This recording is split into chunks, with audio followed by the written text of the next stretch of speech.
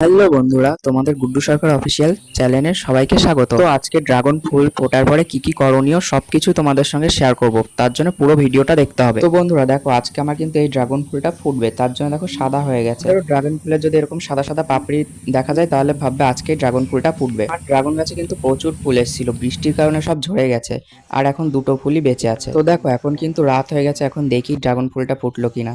তো দেখো খুব বৃষ্টি হয়েছিল আমাদের এখানে, ওর জন্য কিন্তু ক্যারি দিয়ে আমরা ঢেকে রেখেছি।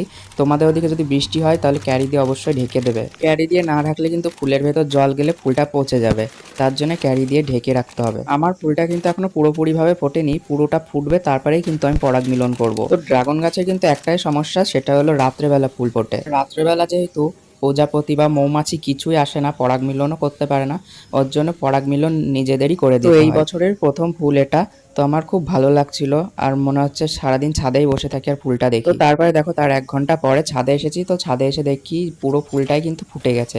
এখন কিন্তু পরাগ মিলন করে দেওয়া যাবে। তো তোমাদের কাছে যদি রঙের তুলি বা মেকআপের তুলি থাকে তাহলে সেই তুলি দিয়ে কিন্তু পরাগ মিলন করে দিতে পারো।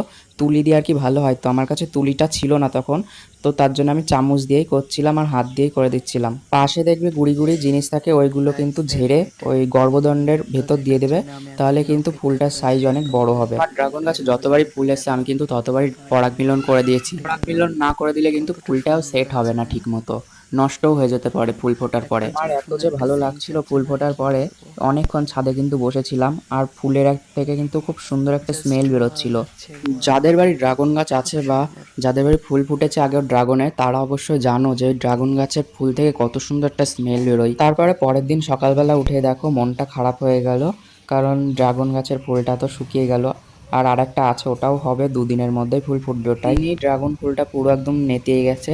তো মনে হয় আরো 2-3 দিন ড্রাগন ফুলটা যদি ফুটে থাকতো অনেক সুন্দর লাগতো দেখতে। আজকের ভিডিওটা এখানে সমাপ্ত করছি, আবার দেখা হবে পরে অন্য কোনো ভিডিও নিয়ে। আজকের মতো টাটা সবাইকে।